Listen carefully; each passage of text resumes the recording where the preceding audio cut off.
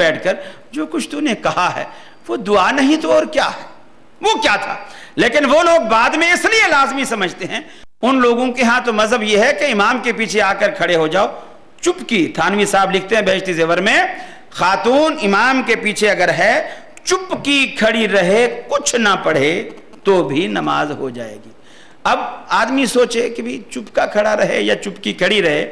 تو مسجد میں آنے کی ضرورت ہی کیا ہے؟ مسجد میں آنے کی ضرورت ہی کیا ہے؟ مولوی صاحب کی ہر بندہ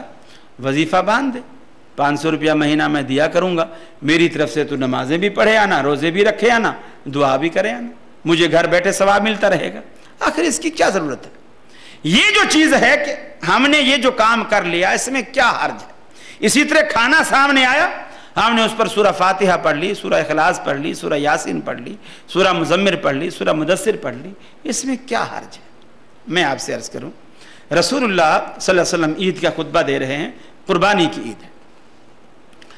آپ سے کہا گیا کہ اللہ کے رسول فلاں فلاں فلاں شخص نے عید کی نماز سے پہلے قربانی کر لی، فلاں فلاں شخص نے عید کی نماز سے پہلے قربانی کر لی ہے۔ آپ نے فرمایا انہیں کہو دوبارہ بکرا خریدیں اور دوبارہ قربانی کریں، اس لیے کہ میرا طریقہ عید کی نماز پڑھنے کے بعد قربانی کرنے کا ہے۔ اب میں آپ سے پوچھتا ہوں، وہ صحابی رسول ہیں جنہوں نے عید کی نماز سے پہلے قربانی کی ہے وہ بھی صحابی رسول ہیں، اور جنہوں نے عید کے بعد قربانی کی ہے وہ بھی صحابی رسول ہیں۔ جنہوں نے پہلے کی ہے انہوں نے بھی اللہ کے لیے کی ہے، جنہوں نے بعد میں کی ہے انہوں نے بھی اللہ کے لیے کی ہے۔ جنہوں نے پہلے کی ہے اسی 10 ذی الحجہ کو اسی دن کی ہے، جنہوں نے بعد میں کی ہے انہوں نے بھی 10 ذی الحجہ کو اسی دن کی ہے۔ فرق صرف 2 رکعت نماز کا بیچ میں ہے۔ اس 2 رکعت نماز پر ٹائم کتنا لگتا ہے؟ اگر بہت پوری لمبی سورہ غاشیہ اور سورہ سبح اسم ربک الاعلی جو آپ کا اکثر معمول تھا، یہ عید کی نماز میں جمعہ کی نماز میں پڑھا کرتے تھے، اگر یہ مکمل بھی پڑھیں تو 10-12 منٹ سے زیادہ وقت نہیں لگتا۔ اب اسی ایک ہی دن میں دونوں صحابی ہیں، 10-12 منٹ پہلے جس نے قربانی کر لی اس کی قربانی برباد، اور جس نے 10-12 منٹ بعد میں قربانی کی اس کی قربانی کھاتے میں لگی۔ کیوں؟ یہ فرق کس چیز کا ہے؟ فرق صرف یہی ہے، جس نے پہلے کی اس نے محمد رسول اللہ صلی اللہ علیہ وسلم کے طریقے کے خلاف کیا، اور آپ کے طریقے کے خلاف ہونا ہی اس کے غیر مقبول ہونے کی دلیل، اور جس نے آپ عید کی نماز کے بعد قربانی کی اس نے محمد رسول اللہ صلی اللہ علیہ وسلم کے طریقے کے مطابق کی، اور آپ کے طریقے کی موافقت میں ہونا ہی اس عمل کے قبول ہونے کی علامت اور دلیل ہے۔ آپ یہی کوشش کیجیے، آپ نے حکم بھی یہی کیا، نماز کے بارے میں بھی دیکھو آپ یہی حکم ہے، صلو کما رأیتمونی اصلی، نماز اسی طرح پڑھو جس طرح تم نے مجھے پڑھتے ہوئے دیکھا ہے۔ عید کا میدان ہے، اللہ کے رسول تشریف فرما ہے، صحابہ کرام بیٹھے ہیں، لوگوں کا انتظار ہو رہا ہے۔ گھڑیاں نہیں ہوتی تھی، کسی کو وقت نہیں دیا جاتا تھا کہ جی 9 بجے عید کی نماز کھڑی ہوگی، 8 بجے کھڑی ہوگی، بس لوگ جب آ گئے پنڈال بھر گیا تو عید کی نماز پڑھا دی۔ اللہ کے رسول بیٹھے ہیں، صحابہ بیٹھے ہیں، وضو سے بیٹھے ہیں، ایک صحابی کے دل میں خیال آیا کہ یار یہ عید کا دن جو ہے یہ بڑا مبارک دن ہے اور مسلمانوں کے لیے بڑا خوشی کا دن ہے، اور اس دن اللہ رب العالمین بھی اپنے بندوں سے راضی ہوا ہوتا ہے،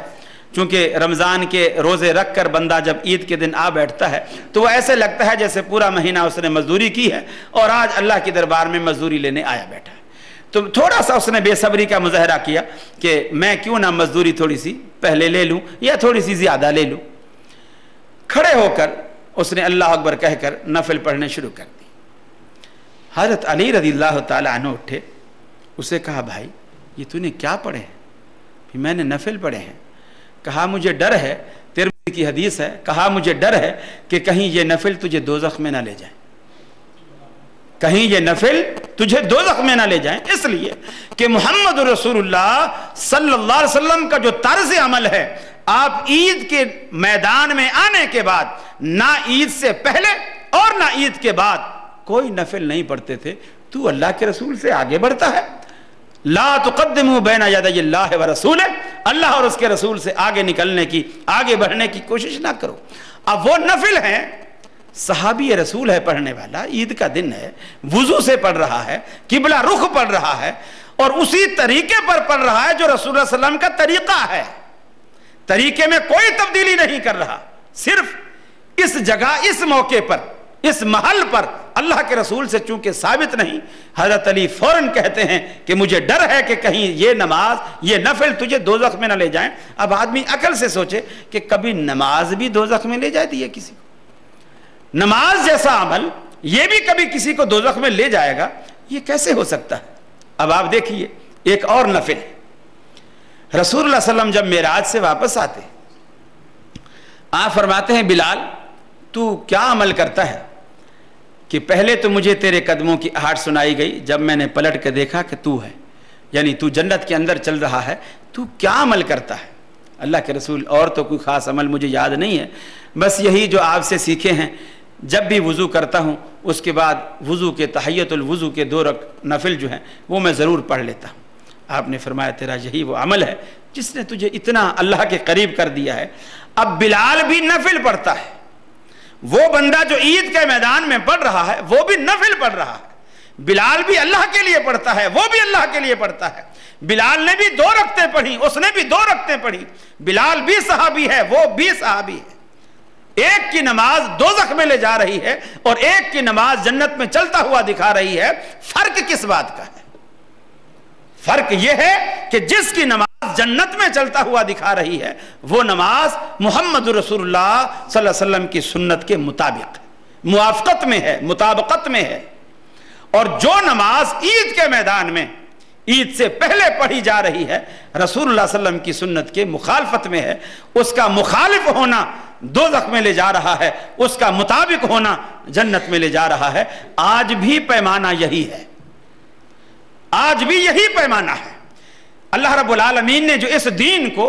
1400 سال کے لیے، یعنی 1400 سال گزر گئے اور آگے قیامت تک کے لیے اسی دین کو کافی رکھا اور مزید کسی پیغمبر کے آنے کی ضرورت اللہ رب العالمین نے محسوس نہیں کی، اس کی وجہ یہی ہے کہ قیامت تک آنے والے ادوار کے تمام تقاضے یہی دین پورے کرتا ہے۔ یہی دین قیامت تک آنے والے جتنے بھی ادوار ہیں تمام کے تقاضے یہی دین پورے کرے گا۔ یہ چیز جب انسان سوچتا ہے، سمجھ لیتا ہے، تو انشاءاللہ العزیز باقی سارے مسئلے اس پر حل ہو جاتے ہیں۔ اب یہ ساری مثالیں سننے کے بعد اب یہ معاملہ بالکل آسانی سے آپ کی سمجھ میں آ سکتا ہے اور آپ بالکل اس نتیجے پر یقیناً میں سمجھتا ہوں کہ آپ پہنچ چکے ہوں گے، اگر نہیں تو انشاءاللہ پہنچ جائیں گے، کہ قرآن خوانی یہ جو ہم لوگوں کو بلا کر گھروں میں، دیکھو اول تو یہ اصطلاح قرآن خوانی کی جو اصطلاح ہے یہ ہوٹلوں اور بیکریوں کی اصطلاح ہے، یہ اسلام کی اصطلاح۔ جس بھی چیز کے ساتھ خوانی لگے نا، جیسے دسترخوان، باقر خوانی، آپ لوگ جانتے ہوں گے، ناشتہ کرتے ہوں گے باقر خوانی، اسی طرح قرآن خوانی، یہ خوانی کی جو چیزیں ہیں نا ان کا تعلق پیٹ سے ہے، اور یہ بیکری کے ایٹم ہیں، اسلام کے ایٹم نہیں ہیں میرے بھائیو۔ قرآن خوانی بھی بیکری کا ایٹم ہے، اور میں دعوے سے کہتا ہوں آپ کسی بھی بدعت میں سے کھانا نکال دیجئے، کسی بھی بدعت سے کھانا نکال دیجئے، اور اس کے بعد دیکھیے کتنے علماء ہیں جو آپ کو فتویٰ دیں کہ 11ویں بھی کرو، آپ کو فتویٰ دیں ربیع الاول بھی بناؤ، یہ بھی سب کچھ ختم ہو جائے گا یار۔ صبح سے دوپہر تک بندر روڈ پر جلوس نکال کر دھوپ میں ہم کھڑے رہیں اور پھر دوپہر کو کھانا بھی گھر میں جا کے کھائیں، تو پھر ایسے جلوس کا کیا فائدہ؟ یہ ساری چیزیں خود بخود ختم ہو جائیں گی، خود بخود ختم ہو جائیں گی۔ ہر چیز کی جو اصل انتہا ہے وہ اس کا نتیجہ ہے وہ پیٹ پر ہی آ کر کے ختم ہوتا ہے۔ ہر بات کا نچوڑ پیٹ پر آ کر ختم ہوتا ہے، اور ایسی سچی بات ہے۔ اب یہ مثال کے طور پر آپ نے مولوی صاحب کے آگے کھانا رکھا، اب وہ ختم شریف، اب اس میں سے اگر خوشبو، جیسے کپڑے میں سے خوشبو آتی، خوشبو آئی، اس کو پتا چلا یہ دار کو لہسن کا بھنگار لگا، اب وہ 3 دفعہ قل واللہ پڑھے گا، ہاں جی ختم ہو گیا لے جا، 3 دفعہ قل واللہ پڑھے گا، اس لیے کہ اندر دال کی خوشبو، اور دال مولویوں کی کوئی مرغوب غذا نہیں ہے،